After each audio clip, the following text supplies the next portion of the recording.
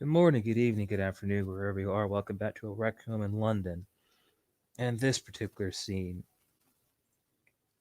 excuse me, Julian has invited his good friend Mr. Irons to a motel in Ordo territory to discuss the discussion about the bodies that they have captured and the struggle that involved the near assassination of one of our favorite members of the court. He's asked them to show up in room 124 and waits patiently for him to knock on the door.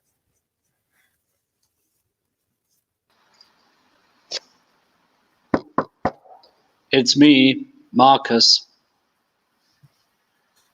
When the door opens, you'll see Julian in a very heavy coat and not moving as quickly as he used to.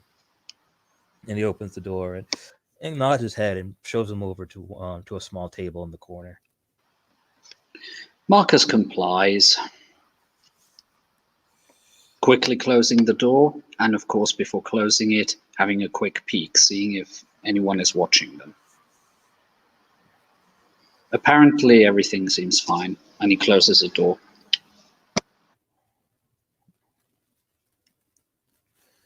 So, I got your messages, and though the heat has died down for a bit, I still want to be a bit cautious while as he moves on the sleeves, you see pieces of him missing still while I'm still recovering. Yeah. Marcus looks at them, just shakes his head, and just goes like, "Good thing you're tougher than you look, and you already look pretty tough." Resilience is a lifesaver.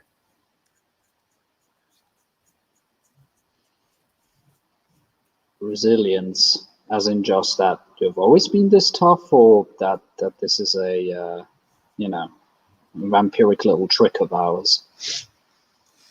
Well, I guess a mixture of both. I've always been a bit hardy, and knowing resiliency makes it that much more apparent. If I haven't had, if I didn't have it, I'd probably be dead right now, or at least torpor. Gotcha. You might have to show me that trick one of these nights. He kind of looks a little confused when you say that. You're a adventurer. You, I I was taught a little bit of dominate, and I figured out some animalism on my own. Yes, but yeah, we never got to the whole turn your skin to marble lessons. okay. Oh, then no, I can help you with that one day then, and it shouldn't be too hard. It's you're supposed to be our little brother. It's in your blood. Oh, and he just looks at his cell phone.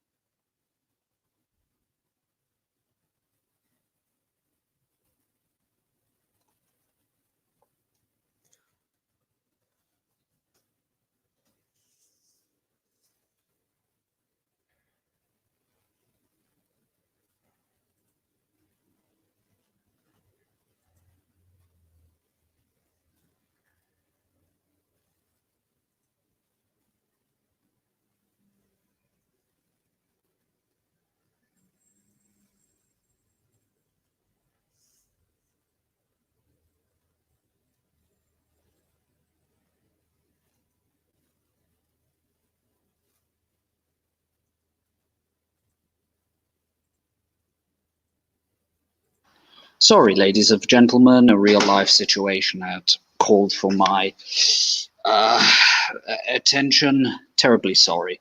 So, We'll just quickly rewind. So Mr. Julian will have said that, mentioned that about little brothers, and then Marcus looks up and says, about that. Would you actually mind telling me that weird tale? Nobody has bothered to tell me any mythology about us. I can. Oh, it's what my sire taught me. Well, she doesn't.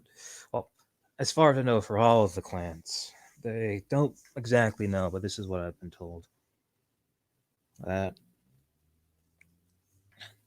near the turn of the century, if you can say, areas of well, the big one was near Greece, where other spots where we seem to come into being.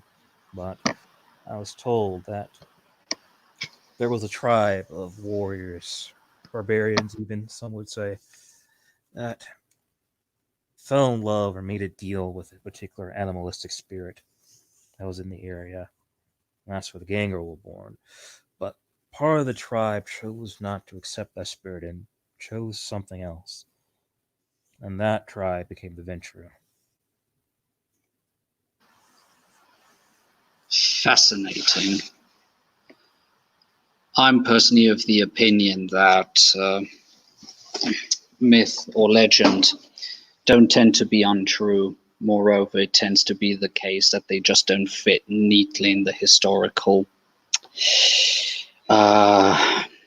in what has been passed down historically. But then again, yeah, none of my history books ever said that vampires ruled Rome. So I obviously have some, I've got some holes in my education.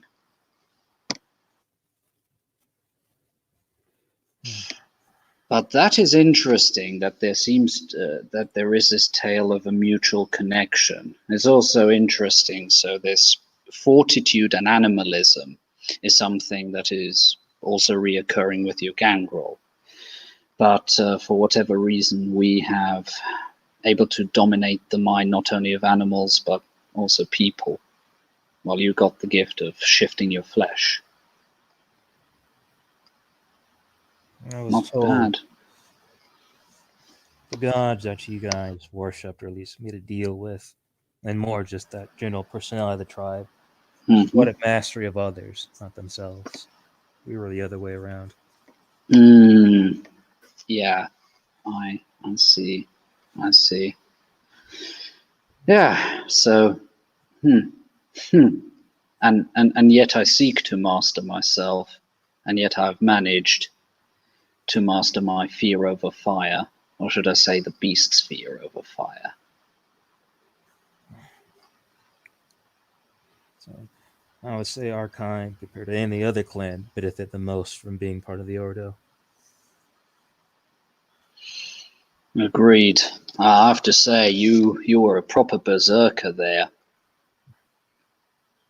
I felt almost useless there, actually. Only almost. But I didn't call to you. Well, I didn't ask you to meet me in a place like this to discuss about history. Sorry. I just tried to tend to get info when I can get it. But yes, to the matter at hand. To yeah, what to do with the one torpid and the one body? Do we know exactly the claim of the grandsire of what Alley Cat you told me in the message? Correct. She's sitting down in the van and growing more and more impatient. But yes, her claim. Well, at the point in time when the attack happened, she was master of Elysium, and also told me that she had put a lot of wards up. I guess she means some sort of magical barriers. At least that's what I've been able to gather. And she said that shouldn't have been possible, which is the reason why she's so antsy to interview the staked one.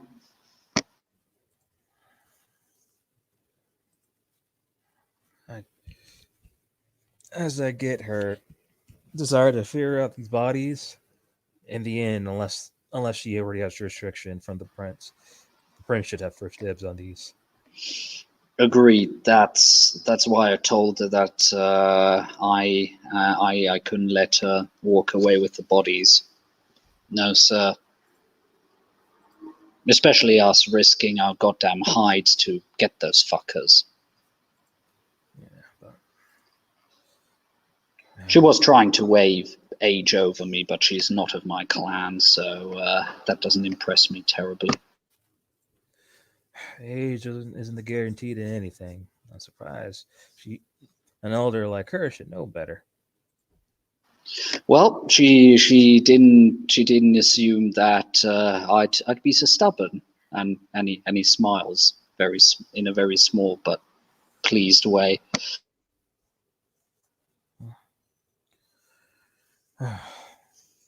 Hmm.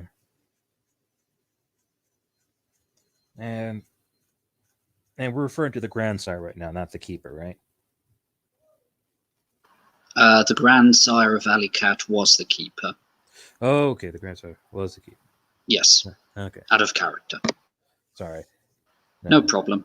Then is she still a Carthian or is she a crone? Because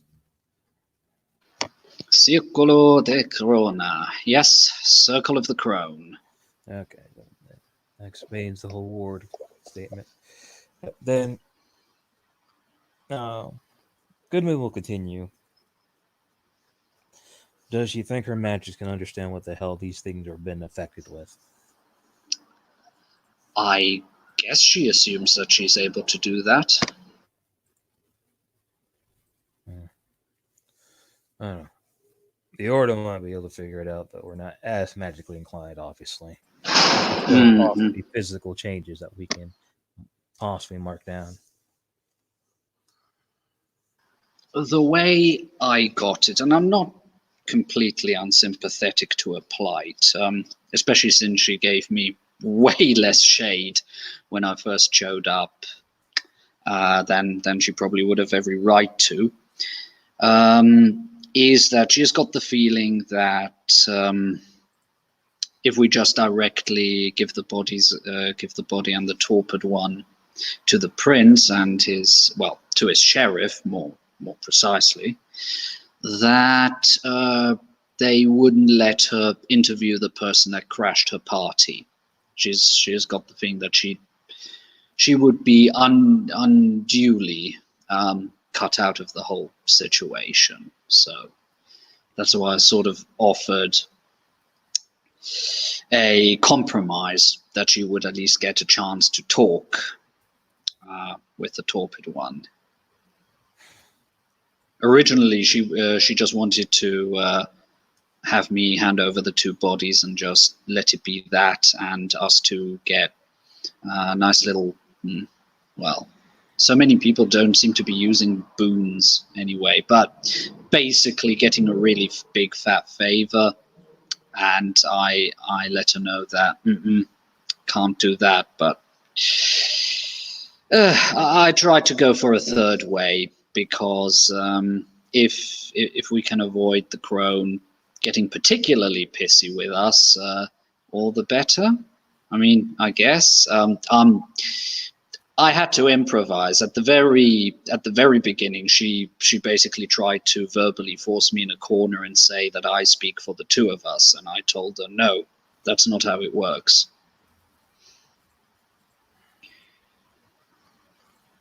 I'm flying by the seat of my pants here, Goodman. You probably have got more experience in what is proper in a situation like this than I have.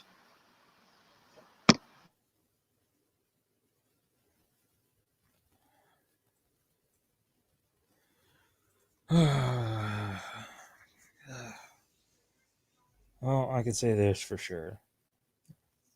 We don't want to promise anything until we know exactly what we're trading for. Agreed. Our loyalty to the situation is always to the prince first when it comes to city matters, then the Ordo, then whoever was in charge of the area at the time. She's third on the totem pole right now, though she is of high standing, and this is something that she would care about. Unless the prince wants her to know about it, it's not us for us. It is not up to us for us.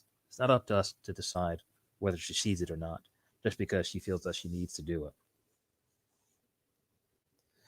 Now, if for some reason she is willing to trade a boon for such a trade, that is something to keep in mind. But let's not forget, we don't want to be on the bad side of the prince. Agreed. Agreed. I also let her know that I've been working pretty hard to get my reputation a bit out of the gutter, and I'm not interested in throwing it back in there again.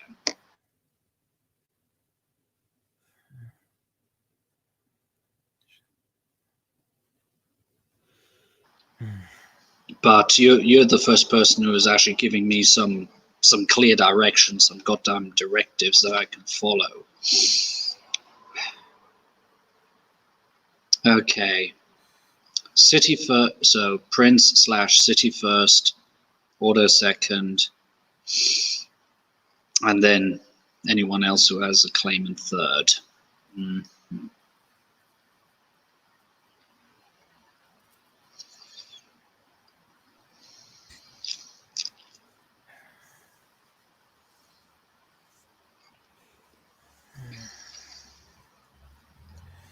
And was there anybody else who wanted these bodies outside of the keeper? No. Actually, come to think of it, I'm quite surprised that none of the Archons have showed up yet. Or that there even has been any telephone call. Not even from the Ringmaster. Maybe they don't know about it. I don't know. Because if the ringmaster did know about it, he probably would have made a move by now. Yeah. Yeah.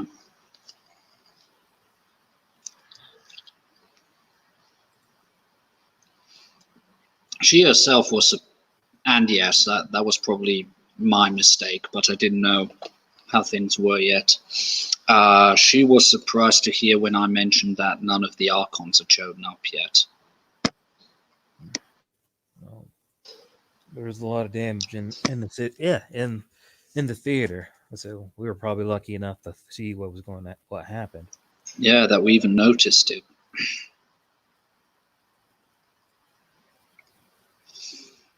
Yeah.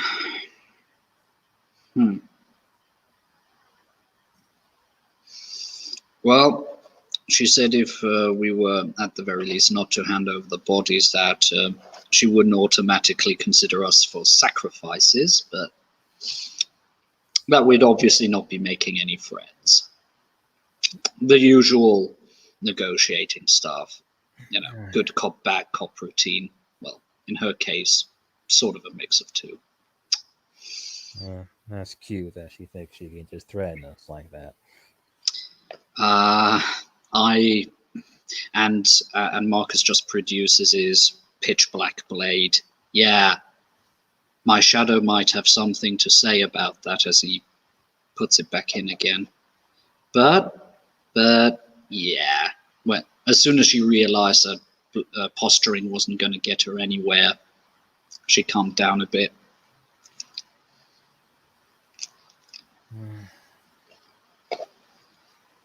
Well, I don't know if we'll speak to her again together, or you'll see her, or I'll see her. I think it's safe to say, man, this is Princess City, not hers. Gotcha. Would you be, put it that way, if we had her like in the foyer of the hotel, would you be willing to come down? Just to make it clear that we can present a united front. Of course. Yeah. In that case, Marcus makes a quick telephone call. Yeah. Yeah, Dick. Exactly. Down in the lobby. Let me know if anything out of the usual happens. Take care. And with that, he closes the phone and goes like, "Well, care to join me?" He nods. Okay. And with that, the two kindred will be going down to the hotel lobby, and unless there's anything else that any of the players want to say, I dare say this is a good place to cut the scene. Thank you players for playing. Thank you watchers for watching. Have a good morning, evening, or night.